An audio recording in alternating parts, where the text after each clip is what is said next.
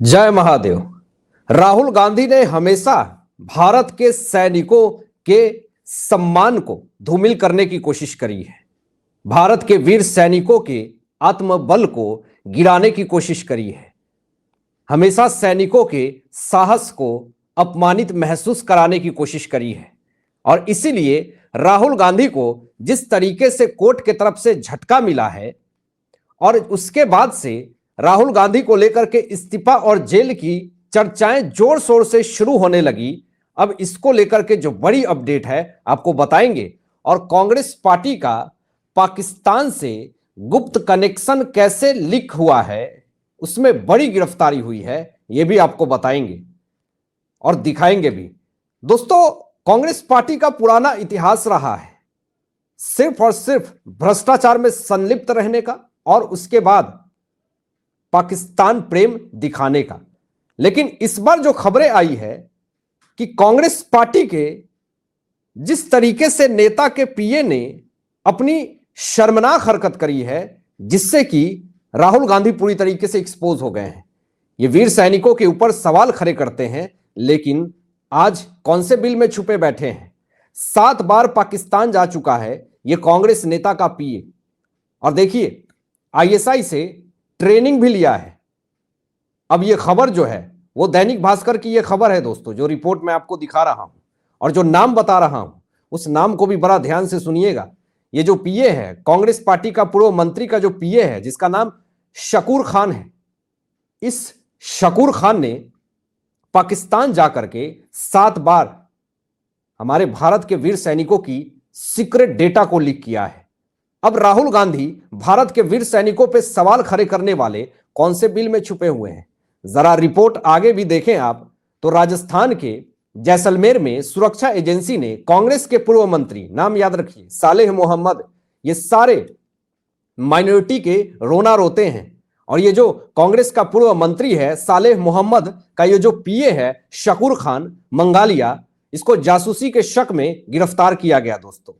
और ये जो कांग्रेस का पूर्व जो मंत्री है सालेह मोहम्मद, उसके परिवार और वो भी खुद, उसका पुराना विवाद रहा है हमेशा से पाकिस्तान को समर्थन करने के मामले में। अब जरा ये सोचिए कि वो कांग्रेस पार्टी जो कहती है और सवाल खड़े करती है भारत के वीर सैनिकों के ऊपर, लेकिन अपने पार्टी में ही और अपने पार्टी के पीए में ही देखिए किस तरीके से गड़बड़ झाला है और किस तरीके से पाकिस्तान को सीक्रेट डेटा लीक किया जा रहा और जासूसी की जा रही है।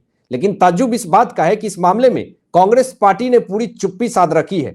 अभी यहीं पे नहीं है मामला दोस्तों, ये तो मैंने आपको पाकिस्तान से गुप्त कनेक्शन उजागर जो हुआ है कांग्रेस पार्टी का, ये आपको बताया। अब जरा आपको ये बता दूं कि राहुल गांधी का इस्तीफा और जेल जाने की चर्चा जोर शोर से क्यों उठ रही है। पहला झटका तो ये देखिए, मानहानि मामले में राहुल गांधी को बड़ा झटका मिला और कोर्ट ने राहुल गांधी की याचिका को पूरी तरीके से खारिज कर दिया। हालांकि याचिका जो थी राहुल गांधी की वीर सावरकर के पोते की वंशावली से जुड़ी जानकारी थी, जिसको ये मांग कर रहे थे, कोर्ट ने पूरी तरीके से खारिज कर दिया। आप वीर सावरकर के पोते के वंशावली को मांगने की आखिर क्या जरूरत है, उसके पोते की वंशावली से जुड़ी जानकारी मांगने की क्या जरूरत है। इस मामले में इस्तीफे की मांग होने लगी। एक तो वीर सावरकर का अपमान करो, फिर वीर सावरकर के पोते के वंशावली से जुड़े जानकारी मांगो और फिर उसका अपमान करो। यह कहीं ना कहीं राहुल गांधी के लिए एक बड़ी मुसीबत हो गई है और कोर्ट ने इनकी याचिका पूरी तरीके से खारिज कर दिया। अब इसके बाद से लोगों ने यही मांगे उठाने लगी कि राहुल गांधी को तुरंत इस्तीफा दे देना चाहिए। उसके बाद एक बड़ी खबर आती है और राहुल गांधी को कोर्ट के तरफ से सेना पर टिप्पणी मामले में समन के खिलाफ इस याचिका को भी हाईकोर्ट ने पूरी तरीके से खारिज कर दिया।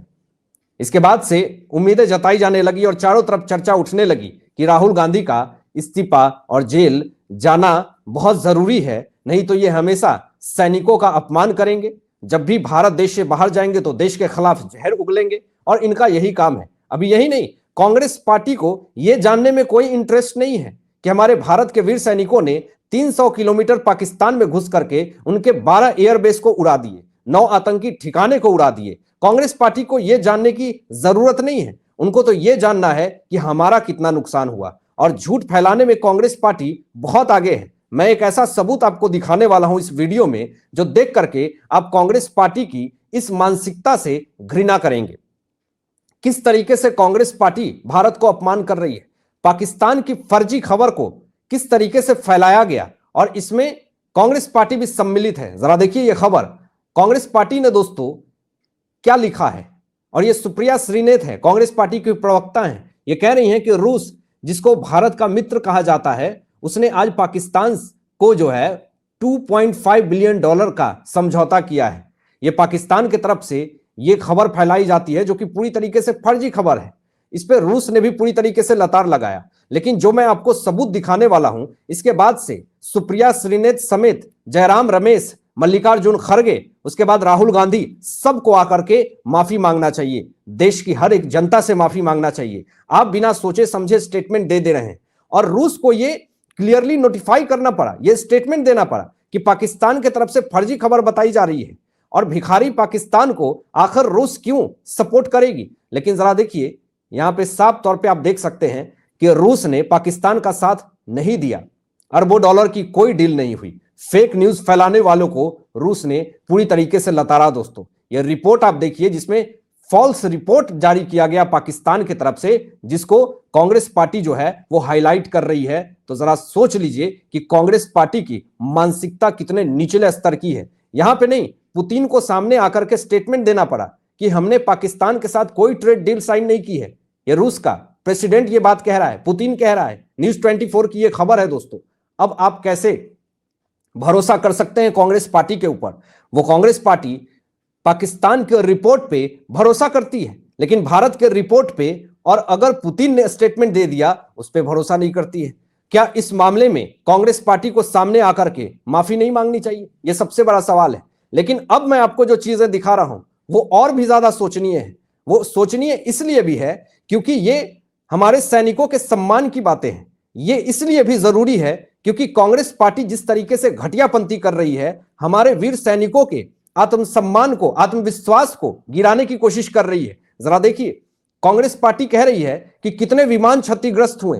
कांग्रेस ने ऑपरेशन सिंदूर में हुए नुकसान का सरकार से सवाल मांगा है। इनको यह जानने की जरूरत नहीं है कि पाकिस्तान में हमने क्या तबाही मचाया। अभी देखिए, मल्लिकार्जुन खड़गे का स्टेटमेंट आता है कि सरकार ने देश को गुमराह किया, सवालों का सामना करने के लिए सदन का विशेष सत्र बुलाना चाहिए। एक विशेष सत्र बुलाने में कितना पैसा लगता है खड़गे जी, जरा जनता को यह भी बताइएगा। जनता के टैक्स के पैसे से ही विशेष सत्र होते हैं, लेकिन यहां पर साफ तौर पे सरकार ने देश को गुमराह किया है। बताइए, इस तरह का स्टेटमेंट मल्लिकार्जुन खड़गे की तरफ से दिया जा रहा है। लेकिन मैं आपको बता दूं, इनको बड़ी जरूरी है जानना, तो मैं इनको बताऊंगा कि आखिर हमारे भारत के वीर सैनिकों ने आखिर पाकिस्तान में घुस करके क्या क्या तबाही मचाई, क्या क्या हरकंप मचा दिया, और अभी भी कहर ढा रही है, और अभी भी वहां पे पूरी तरीके से डर का माहौल है पाकिस्तान में।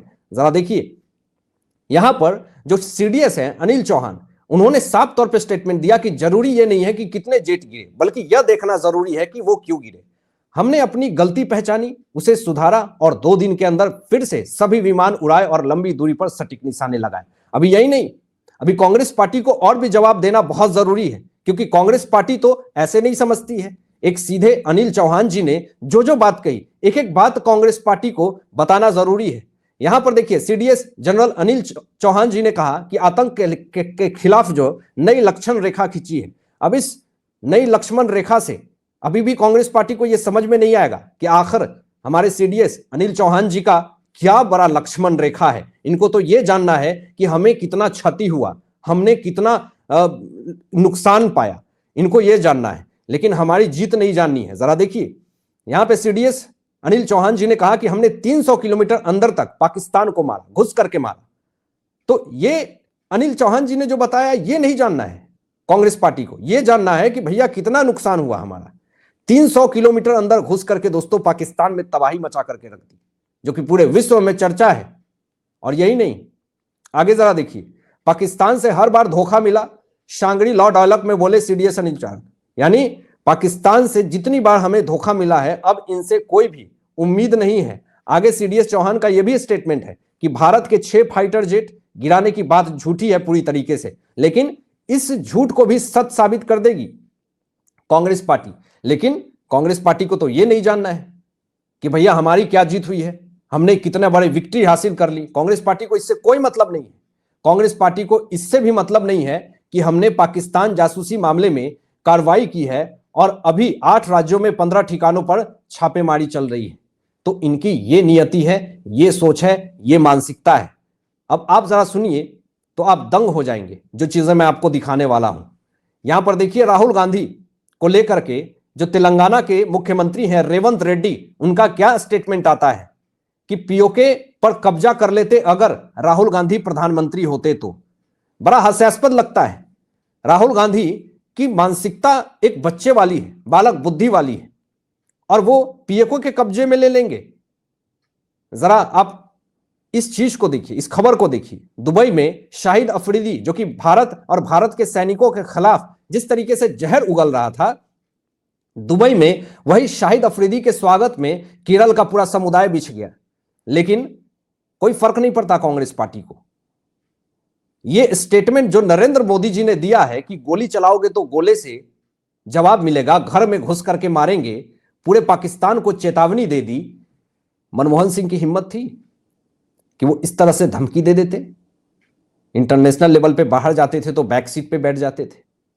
फोटो देखी, लोगों ने क्रिटिसाइज किया। लेकिन हमारे देश के प्रधानमंत्री आज गोली से वो गोले तक आ गए हैं। हौक दिया जाएगा, ऐसे ऐसे वर्ड यूज कर रहे हैं नरेंद्र मोदी जी, जिससे पाकिस्तान में पूरी तरीके से हड़कंप है। चैन से रोटी खाओ, नहीं तो गोली तो हमारा है ही। ये नरेंद्र मोदी जी का एक एक ऐसा ऐसा डायलॉग है जिससे पूरे पाकिस्तान में कहर है। लेकिन कुछ लोगों को तो बस हमारे देश के प्रधानमंत्री, हमारे सैनिकों का आत्मबल, आत्मविश्वास को पूरी तरीके से धूमिल करना है, उनको खत्म करना है। लेकिन पाकिस्तान के खिलाफ एक भी स्टेटमेंट नहीं बोलना है। और इसके लिए कांग्रेस के ही पूर्व नेता ने एक बड़ा ही अच्छा स्टेटमेंट दिया, जिनका नाम है आचार्य प्रमोद कृष्णन। इन्होंने स्टेटमेंट क्या दिया कि अगर राहुल गांधी पाकिस्तान से चुनाव लड़ेंगे तो वो जीत जाएंगे, क्योंकि पाकिस्तान में इनकी बड़ी पूछ होती है। वहां की जनता राहुल गांधी और उनके परिवार की बड़ी इज्जत करते हैं, क्योंकि कांग्रेस पार्टी का हमेशा से पाकिस्तान से एक संबंध रहा है, ऐसा खुद मीडिया में ये खबरें हैं। और जिस तरीके से वहां की पाकिस्तान की मीडिया रिपोर्ट भी जिस तरीके से कुछ इनके इंटरव्यू चलाते हैं, तो एक बड़ा ही सोचनीय विषय सामने आ जाता है। यहां पर देखिए, आचार्य प्रमोद कृष्णन का एक बड़ा स्टेटमेंट यह भी आता है कि जब कोई बच्चा भटक जाता है तो उस बच्चे की सुधार की उम्मीद होती है। लेकिन राहुल गांधी इतने बड़े परिवार से होने के बावजूद भी पूरी तरीके से बिगड़े हुए हैं, उनके सुधरने की कोई संभावना तो दिखती ही नहीं है। और आचार्य प्रमोद कृष्णन जी ने यह कहा कि मैं उनको सलाह देता हूं कि देश के खिलाफ नहीं बोलिए। लेकिन हमेशा देश के खिलाफ बोलना, हमेशा सैनिकों के आत्मविश्वास के ऊपर सवाल उठाना, उनके आत्मविश्वास को तोड़ना, यह कहीं ना कहीं बड़ा ही सोचनीय विषय होता है। भारत देश की दूसरे धरती पे जाकर के भारत लोकतंत्र खतरे में है, यह सब कहना, यह बड़ा ही चिंता का विषय है। आखिर राहुल गांधी इस तरह का स्टेटमेंट क्यों देते हैं? किस समुदाय को खुश करने के लिए इस तरह का स्टेटमेंट दे रहे हैं? यह सबसे बड़ा सवाल है।